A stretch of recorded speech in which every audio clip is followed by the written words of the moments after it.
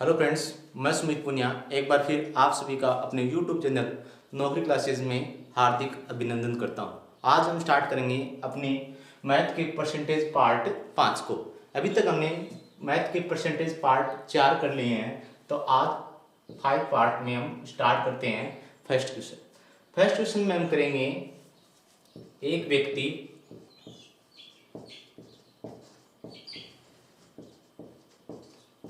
अपनी आय का 80% खर्च करता है। यदि आय में 10% एवं खर्च में 20% की वृद्धि होती है, तो बचत में कितने प्रतिशत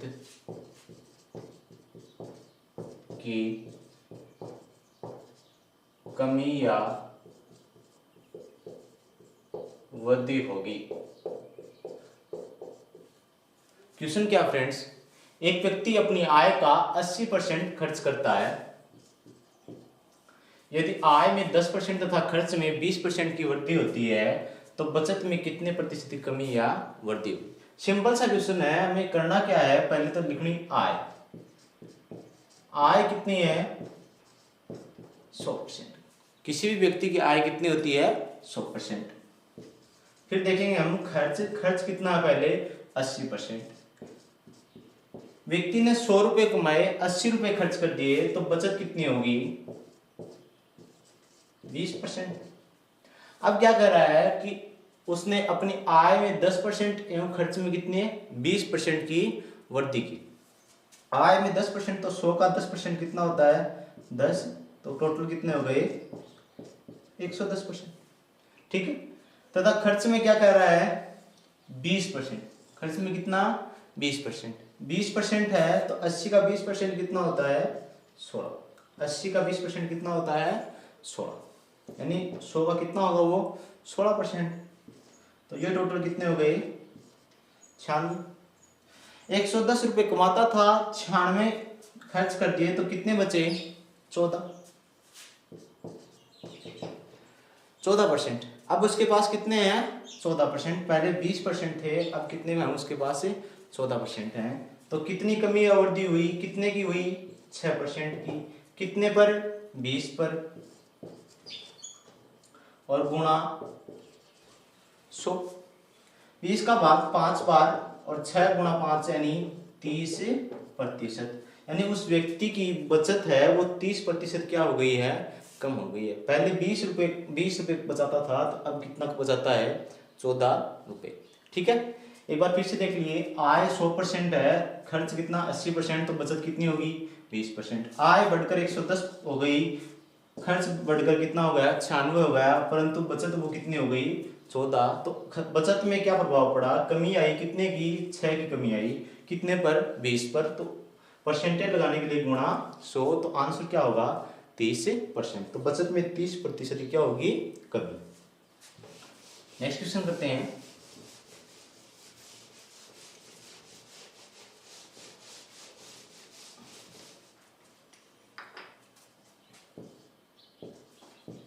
एक व्यक्ति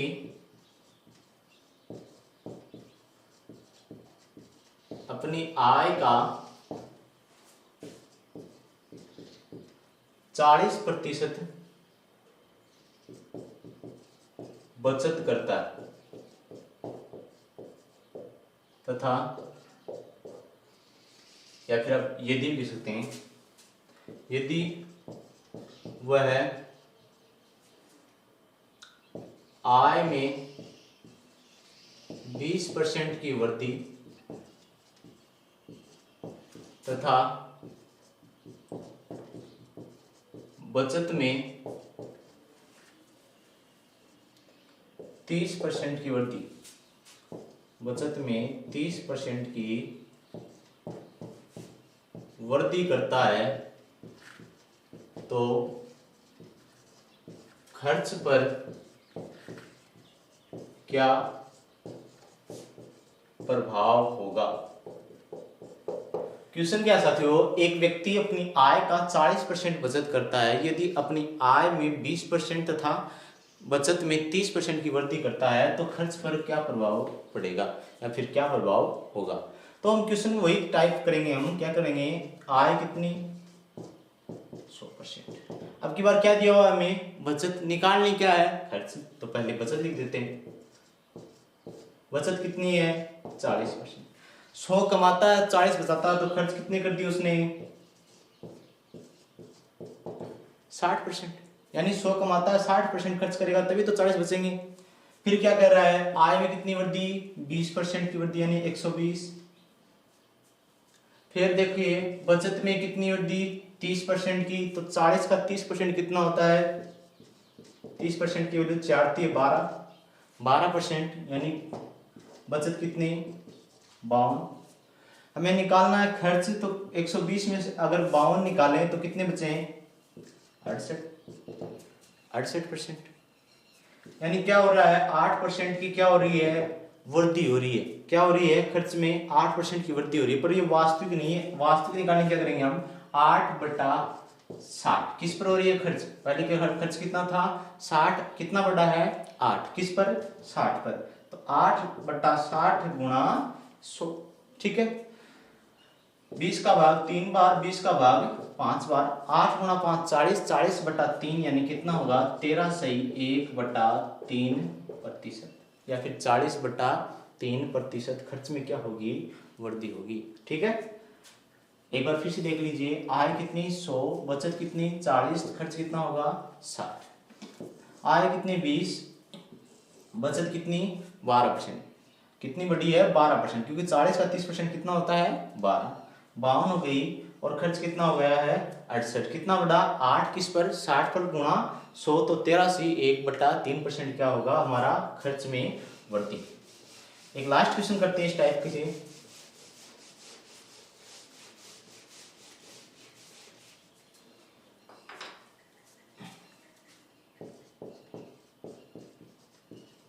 एक व्यक्ति अपनी आय में कितने प्रतिशत की वृद्धि कर दे, आय में कितने प्रतिशत की वृद्धि कर दे जिससे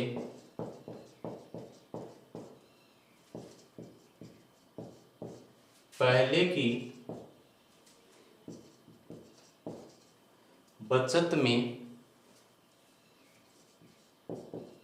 20% की वृद्धि तथा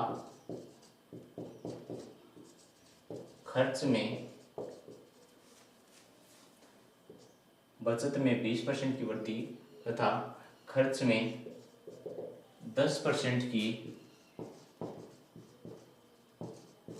वृद्धि हो जाए एवं बचत का मान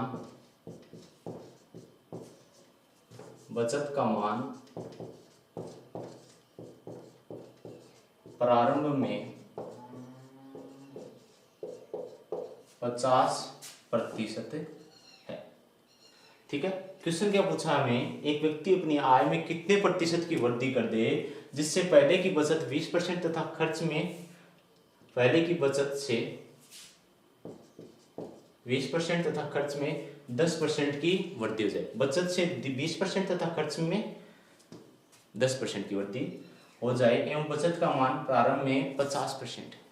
हमें पता है कि आय हमेशा कितनी होती है 100%। आय कितनी होती है 100%। ठीक है, फिर देखिए बचत कितनी है हमारे पास 50%। बचत 50% है तो खर्च भी कितना होगा 50%। बचत 50% है तो खर्च भी कितना होगा 50%। हमें क्या दिया हुआ है कि बचत में 20% की वृद्धि, तो 50 का 20% कितना होता है 10%। 20% की वैल्यू कितनी होती है? 50 के 10% के बराबर। 50 का 20% कितना होता है? 10, यानी टोटल कितनी हो गई? 60। खर्च में क्या करना है? खर्च 10%। खर्च में कितने परसेंट की वृद्धि? 10% की वृद्धि। सिंपल सा क्वेश्चन है। 50 का 10% कितना होता है? 5%। 10% की वैल्यू कितनी होती है? 5%। तो कितना हो गया? 55। इन दोनों को जोड़ेंगे तो ये मान हमारे पास कहाँ पर आना चाहिए? यहाँ पर। 60 प्लस 55 कितने हो गए? 115%। पहले 100 था, अब कितना हो गया है? 115। कितना बढ़ा? 15%। कितना बढ़ रहा है? 15%। किस पर? 100 पर। और 100 पर जितनी भी वृद्धि या कमी होती है वही क्या होता है? प्रतिशत मान। तो आंसर क्या होगा? 15%। आंसर क्या होगा? 15%। एक बार फिर से देख लीजिए। पहले 100% आय थी, बचत 50%, तो खर्च भी कितना होगा? 50%। बचत में 20% की वृद्धि, यानी वास्तविक तौर पर कितने परसेंट की वृद्धि? 10% की। तो टोटल कितने हो गए? 60। खर्च में कितने परसेंट की वृद्धि? 10% की। तो वास्तविक कितनी होगी? 5। तो कितने हो गए? 55। 60 प्लस 55 कितने हो गए? 115। और 115 100 से कितना अधिक है? 15। 100 पर 15 का मान कितना होता है? 15%। तो 15% क्या करना होगा हमें? आय में वृद्धि करनी होगी। ठीक है, नेक्स्ट क्वेश्चन करते हैं। अब टाइप चेंज करते हैं। टाइप चेंज करते हैं और नेक्स्ट टाइप जो होगी वो बहुत ही इंटरेस्टिंग होगी।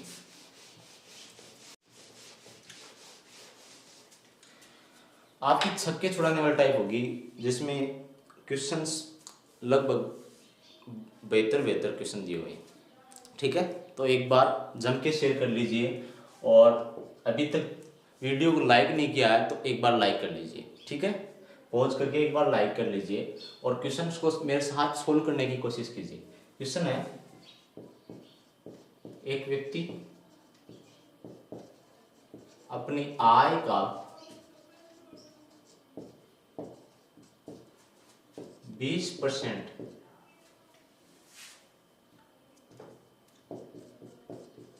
वाहन किराए में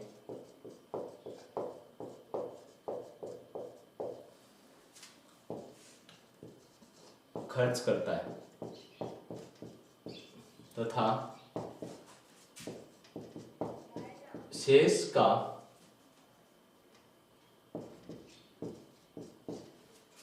16.2/3%, शेष का 16.2/3% गृह खर्च में रखता है। गृह खर्च में रखता है। यदि व्यक्ति के पास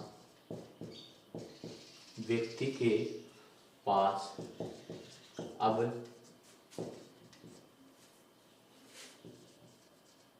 20,000 रुपए हैं, 20,000 रुपए हैं, तो व्यक्ति की आय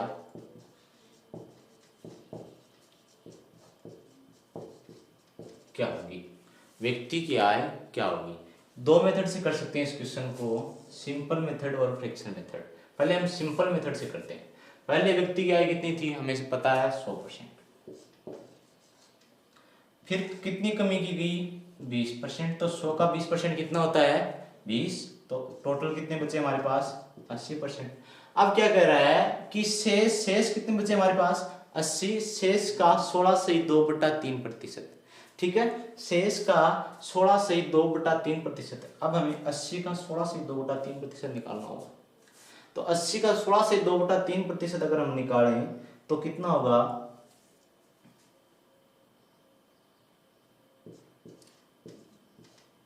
13/1/3। 13/1/3। 80 का 16.2/3 कितना होगा? 13/1/3। तो शेष कितने बचे? 66.2/3%। शेष कितने बचे हमारे पास? 66.2/3। अब हमारे पास कितने रुपए हैं? 66.2/3। इसकी वैल्यू कितनी है? 66.2/3 की वैल्यू 20,000। 66 से 2/3% की वैल्यू कितनी है 20,000, तो 100% की वैल्यू कितनी होगी। अगर आपका माइंड काम करता है तो हमें पता होगा कि 66 से 2/3 किसका दुगुना होता है 33 से 2/3 का, यानी 100 का ये कौन सा भाग है 3 में से 2 गुना, 3 में से कौन सा भाग है 2 गुना, या फिर आप ये भी कर सकते हैं कि 66 गुना 3 198 प्लस 2 200/3, ठीक है। इसे 200/3 लिखें तो 20,000/200, और इसके बट्टा में 3 है तो वो क्या होगा गुणा में, और गुणा में क्या करना है 100, ठीक है। जो यहाँ वैल्यू होगी वो यहाँ पर गुणा में होगी, जो यहाँ होगी वो यहाँ पर क्या होगी बट्टा में। 200 से 200 कैंसिल आउट, 100 के आगे 2 बिंदु ये हैं, और 1000 10,000 और कितने हो गए 30,000, यानी व्यक्ति की आय कितनी है 30,000 रुपए। नेक्स्ट अगर फ्रैक्शन में करें हम, तो फ्रैक्शन में बहुत आसान है। 20% है, एक व्यक्ति की आय अपनी आय का 20% वाहन किराए में, ठीक है। 20% का फ्रैक्शन कितना होता है भाई 1/5। 20% का फ्रैक्शन कितना 1/5, यानी पहले 5 थी, कितनी कम हुई 1 कम हुई, तो अब कितनी हो गई है 4। नेक्स्ट देखते हैं हम कि वह शेष का 16.2/3%, शेष का, तो शेष के लिए हम क्या करेंगे 16 से 2/3 कितना होता है 1/6। 16 से 2/3 का फ्रैक्शन कितना होता है 1/6। 6 से 1 कम किया तो कितने हो गए 5, पहले 6 था अब कितना हो गया है 5, ये पहले था ये अब, यानी वर्तमान में, ठीक है। वर्तमान में कितना है पहले 5 था तो अब 4, पहले 6 था अब कितना 5। अब देखिए 5 से 5 कैंसिल आउट, इसमें 2 का भाग 3 बार, इसमें कितनी बार 2 बार, तो यहाँ पर कितना आया 3, यहाँ पर कितना आया 2 बार, ठीक है। अगर इस साइड से इस साइड वाला कोई कट रहा है तो हम काट देंगे, वरना क्या करना होता हमें गुणा करना होता, ठीक है। तो 2 की वैल्यू कितनी है हमारे पास 2 की वैल्यू, अब वर्तमान में हमारे पास कितने रुपए हैं 20,000, तो 2 बराबर कितना होगा 20,000, तो 3 बराबर कितना होगा 20,000/2 गुणा 3, यानी 30,000। तो उस व्यक्ति की आय कितनी होगी 30,000 रुपए, उस व्यक्ति की आय कितनी होगी 30,000 रुपए, ठीक है। समझ में आ गया। एक बार वापस देखिए 20% का फ्रैक्शन कितना 1/5, 16 से 2/3% का फ्रैक्शन कितना 1/6, 5 से कितना हो रहा है 1 कम हो रहा है तो कितना हो गया 4, फिर देखिए 1/6, 6 से कितना हो रहा है 1 कम हो रहा है तो कितना होगा 6 से 5, ठीक है। 4 और 5 को अगर गुणा करें तो भी कितना होगा यहाँ पर 20 और यहाँ पर कितना होगा 30, तो एक बिंदु से एक बिंदु फिर भी कैंसिल आउट हो जाएगी, ठीक है। तो 2 की वैल्यू कितनी है 20,000, तो 1 की वैल्यू कितनी होगी 10,000, 3 की वैल्यू कितनी हो जाएगी 30,000। तो वही हमें क्वेश्चन में पूछा था कि व्यक्ति की वर्तमान आय या फिर व्यक्ति की मूल आय क्या होगी, वर्तमान में कितना है 20,000 है, तो व्यक्ति की मूल आय कितनी होगी 30,000, ठीक है। 12 से 1/2%, तो हम उसको कवर करेंगे 12 से 1/2%, क्या दिया हुआ है कम, 12 से 1/2 से कम दिया हुआ तो क्या होगा आंसर 11 से 1/9%। सोचना ही नहीं है, 12 से 1/2 का आंसर कितना 11 से 1/9, यहाँ पर दिया हुआ था अधिक तो क्या कर देते 14 से 2/7, ठीक है। अगर 3 वाले होंगे वो भी हम करेंगे, वो हम क्या करेंगे अनुपात और समानुपात में, इस क्वेश्चन को हम क्या करेंगे अनुपात समानुपात में एक बड़े रूप में करेंगे। एक बार परसेंटेज में इसका छोटा सा पार्ट आता है तो उसको हम क्या कर रहे हैं कवर कर रहे हैं, ठीक है। 11 से 1/9 से 12 से 1/2 से क्या हो रहा है कम हो रहा है, तो 11 से 1/9 अधिक हो रहा है तो 14 से 2/7। यहाँ पर हमारा आंसर क्या है कम, तो आंसर क्या होगा 11 से 1/9। बेसिक मेथड से करें तो 100 से, देखो रंजना और मंजना, रंजना और मंजना, रंजना की आय मंजना से 12 से 1/2% अधिक है, रंजना की आय मंजना से, जिसके आगे से लगाया हुआ हो उसे 100% में कन्वर्ट कर दीजिए 100%, मंजना से तो 100% किसके लिए लगा हुआ से, जिसके लिए लगा हुआ है 100%, मंजना से 12 से 1/2% अधिक है तो रंजना की आय कितनी होगी 112 से 1/2। इसको हम कन्वर्ट करके क्या लिख सकते हैं 225/2, इसको क्या लिख सकते हैं 225/2, या फिर 112 से 1/2 में भी कोई दिक्कत नहीं है 112.5, क्योंकि 125/2 में आप थोड़े से दिमाग डाइवर्ट ले जाएंगे और क्वेश्चन गलत कर सकते हैं 112.5, ठीक है। अब क्या हो रहा है कि मंजना की आय रंजना से कितने प्रतिशत कम है? मंजना की आय रंजना से कितने प्रतिशत कम है? कितने प्रतिशत कम है? 12.5। किस पर? 112.5 पर। तो 12.5 बटा 112.5 गुणा 100। 12.5 का 12.5 में कितनी बार भाग जा रहा है? 9 बार। यह हमेशा याद रखना कि 12.5 क्या है? 100 का 8वां भाग। एक भाग और जोड़ दिया तो क्या होगा? 9 भाग। तो एक है यहाँ पर, क्या हो गए? 9 भाग। तो 100 में 9 का भाग दें तो कितना होगा? 11 सही 1 बटा 9%। ठीक है, कर लेंगे इस क्वेश्चन को। और आप तैयारी कीजिए, जो आपके क्वेश्चंस हैं वो आप कमेंट से बताइए, और मुझ में कोई कमी नजर आ रही है तो वो भी आप कमेंट्स में बताएं। प्लीज लाइक शेयर और सब्सक्राइब जरूर करें। धन्यवाद।